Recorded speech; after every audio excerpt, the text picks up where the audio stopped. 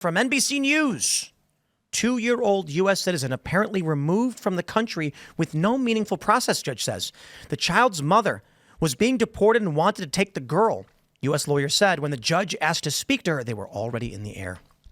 Heavens me. Well, it's okay. From the New York Times, a mother and father were deported. What happened to the toddler? Their daughter remains somewhere in the U.S. This is what's called 100% negative coverage. There is no right answer for Donald Trump. Trump, by virtue of being Trump, is wrong to these people. And so I don't know how. Rudyard, I ask of you how we survive as a civilization, as a country, when you have one faction, which focuses on the news of the day, the stories, the big issues. Some people are obsessed with Trump on the right, but, we're looking for the right thing to do. And then on the left, you have a media that says Trump is wrong no matter what, don't know, don't care. That's it. The only media they're producing is Trump bad all day, every day.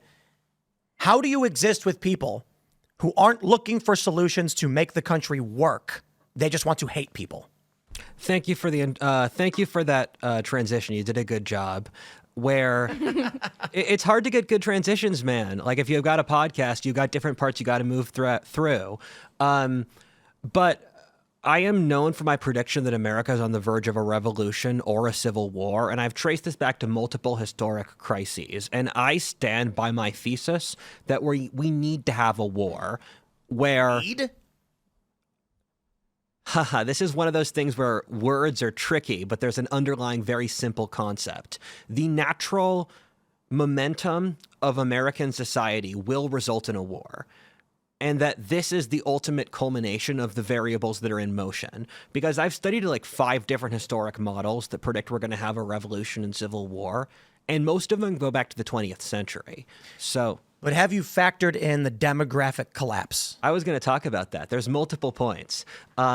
So the shortest answer I can give you is I still think we're going to have a war, and there's several reasons for why I believe that. After that, there are several variables which may have been why this took longer than I expected. And on top of that, just my read on how the events of the last election have changed the last 6 months of American politics. So I'll get started with why I think we need to have a revolution or a civil war. Because there's What do you mean by need? Do you mean like there's the personal moral, we need a war because I want my thing, or there's our country is falling apart and the only way we change is through a war? So I'm gonna stop here and say I am innately, profoundly grateful I lost this bet. Because on one side, my pride gets hurt, and on the other side, there's a major war. And one of these is definitely better than the other. And so I think the variables in motion now will mean that we will have a war where in the same manner that, let's say, when there's a thunderstorm that's coming, the weatherman can predict with a certain degree of accuracy that there's going to be a thunderstorm. The thing that is the most difficult to predict is timing, which is consistently the case with almost every variable that relates to predicting anything, because this isn't a set scientific, this isn't a set thing where you can mathematically get the outcome. However, I think that with the current variables in motion, we're going to have a war. So why? So I study a variety of different historic models, and they all say that America is on the verge of having a war. And they've said this for decades because the variables that cause wars go back decades. Examples of this is the generational patterns where America's consistently had a war every 80 years. World War II, U.S. Civil War, American Revolution, etc., going backwards.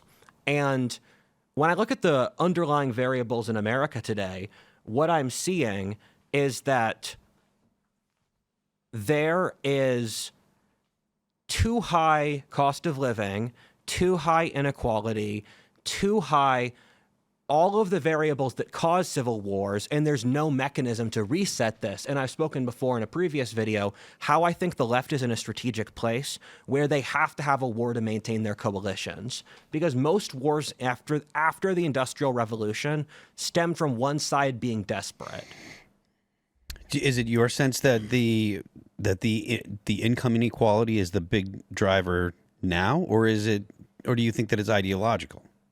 Yes. So things happen for complex reasons. I like to say, Sure. if you don't have at least 5 causal variables, you're not doing it right. And the biggest issue is that cost of living is fundamentally not attainable for most Americans. Just most Americans do not have the money to start a family. They do not have the money to buy a house, to live what used to be a normal, decent life. And what happened is that this sort of thing, historically, only ends in a war, because you end up in this gridlock. Because I could explain all of this, but there's lots of downstream effects. And in said downstream effects, both sides have these huge populations of dissatisfied people who it's called elite aspirants. Yep. And so when you have these large populations of dissatisfied people that can't that don't have anything else going on, you're going to have a war. And I've been reading a lot about the French Revolution lately, where it's interesting that you see years building up to the French Revolution, where for a person afterwards, it was completely obvious it would happen. However, every single step of the way up there, people were in denial. And that's what's going to happen here, that I believe we will have a war or a political crisis like this. And then afterwards, all of the variables leading up to it will make sense. When you say political crisis, can you expand on that and what you mean by political crisis, if you're not talking about a kinetic war or whatever? So the reason I throw the political crisis in is that the variables I predict, they predict internal social crises. And so I say civil war or revolution because that's the normal variable that occurs. The only other thing is, if Trump could completely wipe out the leftist elite through Doge in like a 2-year period, that would solve it. But the issue with that is that you would end up in a weird situation where the left is desperate, which is where I think the left's at now. And this is one of the points I wanted to bring up, that the amount of violence that's going on now is horrific. And these things, they're like brush fires. A brush fire will keep growing until it grows into a fire once it's past a certain scale. And the way the left is ramping up in violence in itself is completely terrifying. Do you think that that's something that and when I say they, I mean the left, do you think that that's something the left can sustain and actually intensify, or do you think that it's something that'll peter out? Because it's my sense that there has to be something that really motivates your average person to get involved for it to really spread. So the way these crises tend to work is that people's hands get forced under certain conditions, where I spoke about this the last time I was on your show, but if you look at the English Civil War, you look at the French Revolution, you look at the fall of the Roman Republic, what occurs in each case is that there's a sort of political crisis, and then the political crisis forced the rights and the left to go into different brackets, and then they defend their own side. And so what happens is that normally something like a budget issue hits, or some politically important person gets murdered, and that forces both sides' hands. But again, this is the norm for these kinds of historic crises. Most people beforehand would not have wanted a war if they were asked, and then it happened anyway. What was the initial bet that you made? That there would be 1,000 deaths. There would be 1,000 politically motivated deaths by the end of April. I made it with my friend Andrew Heaton when I won his podcast. Have you counted how many? No. The funny thing is that... Because there were like, I think, probably 30 or 40 from when you came on the show until... Yeah, so... I'm not counting because I said before, it wouldn't surprise you if it's in the hundreds, because if we hit 1,000, we're going to know about it. The thing I was really trying to say is that we'll have some type of politically motivated major crisis that would cause blood on the streets. In these historical contexts, like going back much, much further, were they also facing population decline?